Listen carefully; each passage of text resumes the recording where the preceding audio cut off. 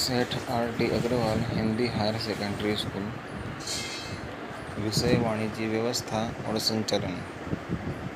कक्षा 12।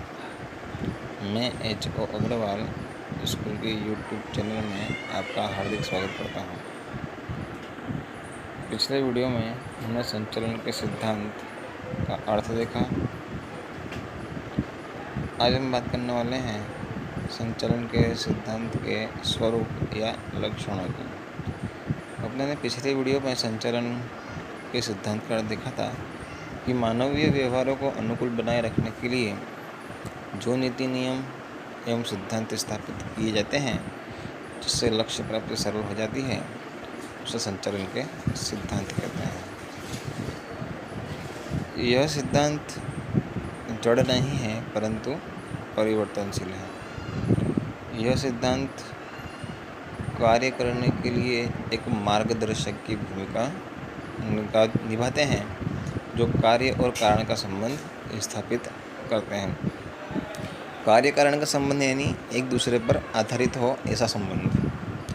संचालन के अलग अलग कार्य जैसे आयोजन, व्यवस्था तंत्र, मार्गदर्शन और नियंत्रण को अमल करते समय संचालन के सिद्धांत मार्गदर्शक की भूमिका निभाते हैं। विशेषज्ञ कहते हैं कि ये सिद्धांत अधिकतर सत्य होते हैं परंतु संपूर्ण सत्य भी नहीं होते। इनमें से कुछ अपवाद भी होते हैं। संचालन के सिद्धांत की विपरीत चर्चा से उसके स्वरूप या लक्षण निम्नानुसार दर्शाए जा सकते हैं। आइए देखते हैं संचालन के सिद्धांत के लक्षण या स्वरूप, जिसमें पहला है कि सर्वव्यापी प्रवृत्ति है। संचालन के सिद्धांत अधिकतर व्यवसाय इकाई में लागू किए जाते हैं। जहाँ जहाँ मानवीय प्रयत्नों की आवश्यकता होती है वहाँ इन सिद्धांतों की भी आवश्यकता होती है।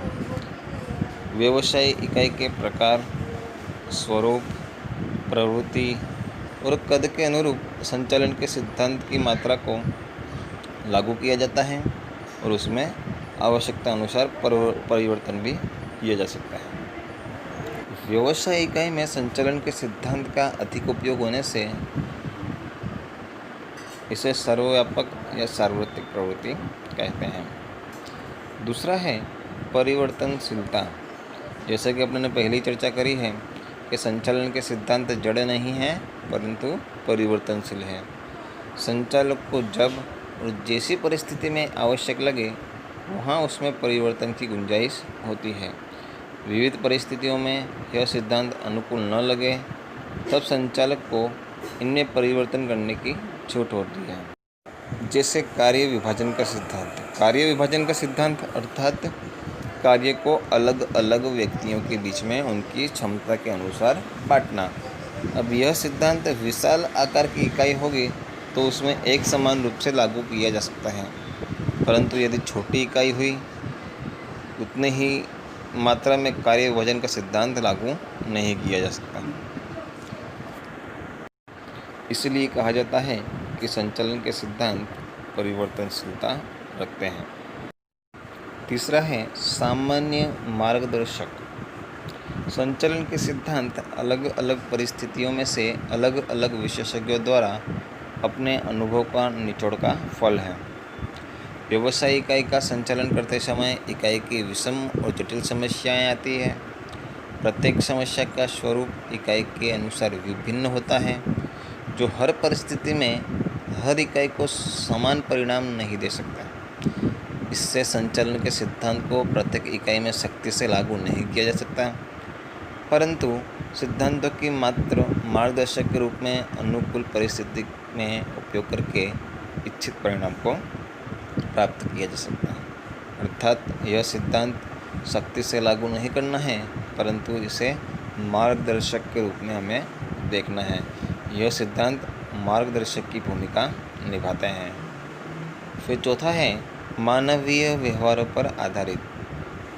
संचालन में मानव केंद्रीय स्थान पर होता है। संचालन के सिद्धांत मानव व्यवहार पर बड़ा प्रभाव पैदा करते हैं। संचालन के सिद्धांतों का मानवीय व्यवहारों के साथ सीधा संबंध है और मानवीय व्यवहार यह मनोवैज्ञानिक विषय है जिसका संचालन के सिद्धांत के अमल के समय ध्यान में रखना आवश्यक है। 5वां है आकस्मिकता। संचालन के सिद्धांत को लागू करने के लिए एक तत्व आकस्मिकता भी है।